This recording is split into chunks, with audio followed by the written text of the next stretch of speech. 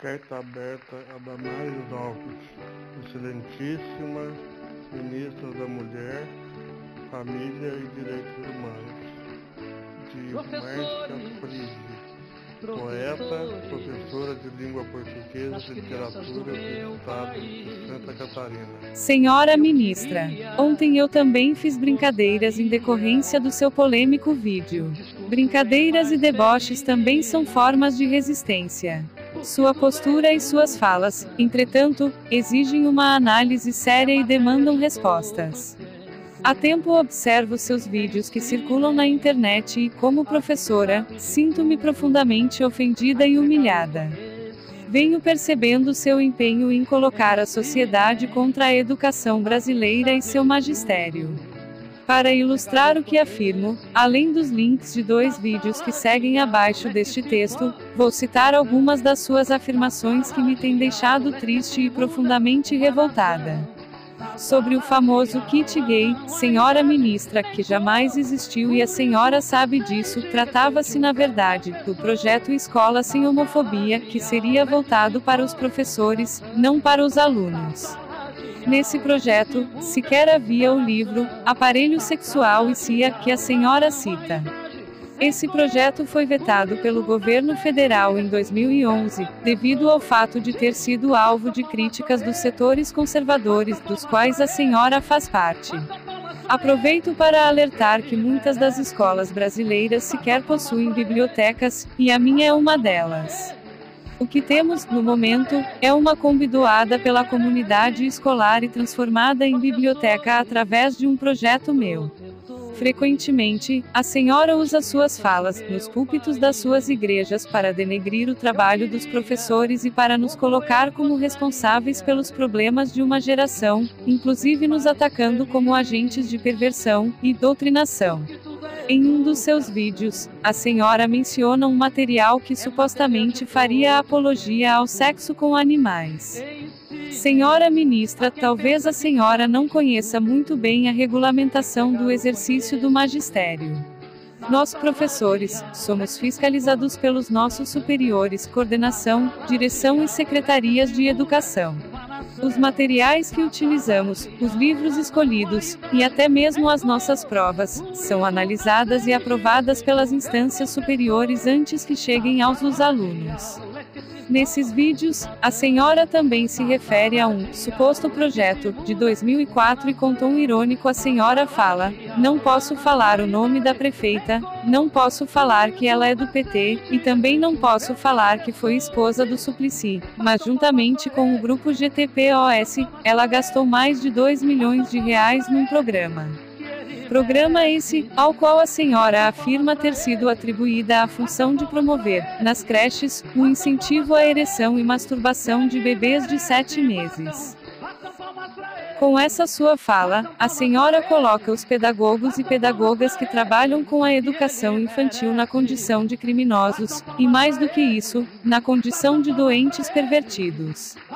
Meus colegas pedagogos, senhora ministra, que tão atenciosamente cuidam das nossas crianças e, neste momento, abro um parêntese para lembrar a heróica professora Elei Abreu Batista que morreu com 90% do corpo queimado, após retirar seus alunos de um salão em chamas e de lutar contra o vigilante que ateou fogo à creche, em Janaúba, norte de Minas Gerais, em 2017.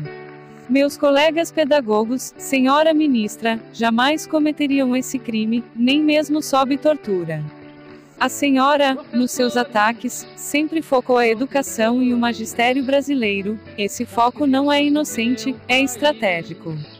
Desmoralizar, humilhar, deslegitimar e demonizar os professores, colocar a sociedade contra nós e contra a educação, só nos enfraquece ainda mais.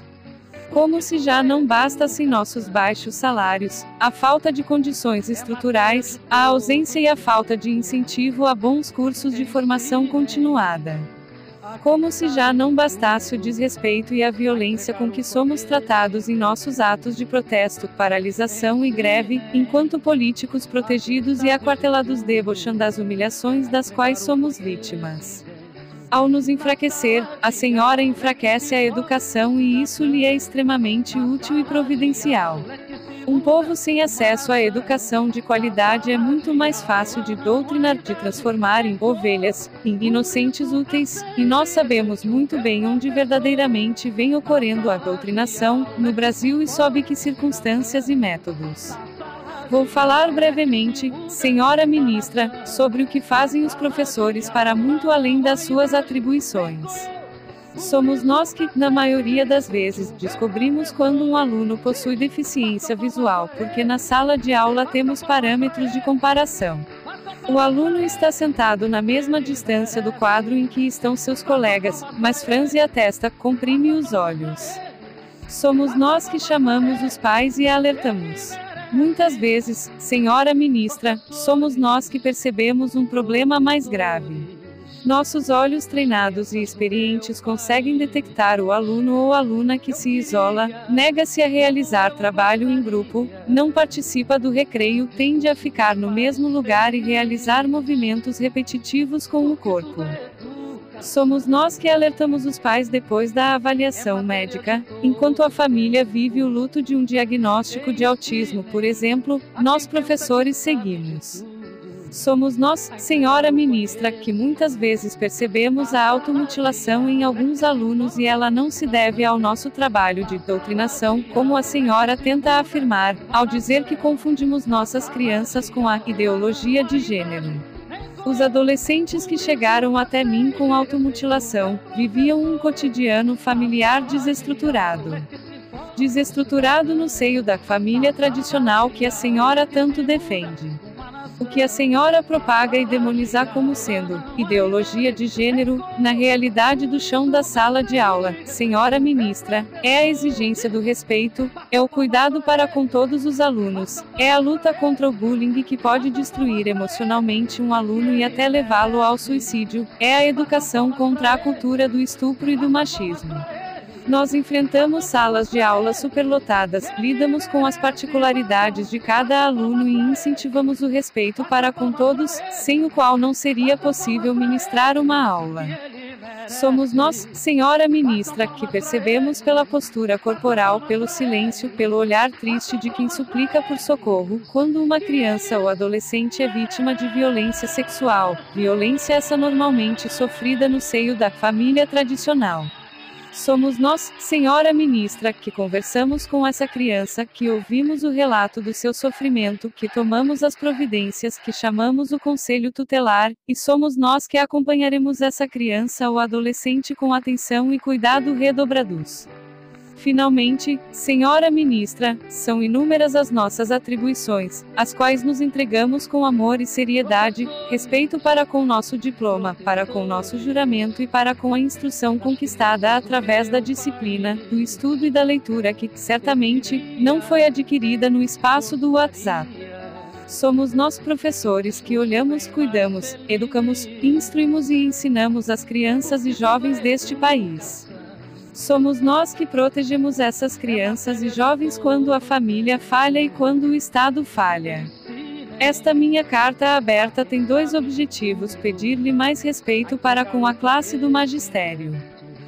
Venho também oferecer-lhe um conselho: desça dos seus delírios feitos, senhora ministra, pise no chão e encare a realidade. Porte-se com a seriedade que a importância do seu cargo exige. Deixe assuntos fúteis como cor de roupa adequada para seus colóquios no púlpito da igreja. No exercício da sua atual função como ministra, olhe para o magistério brasileiro com olhos da verdade. Olhe pelos quase 6 milhões de crianças sem o nome do pai no seu registro.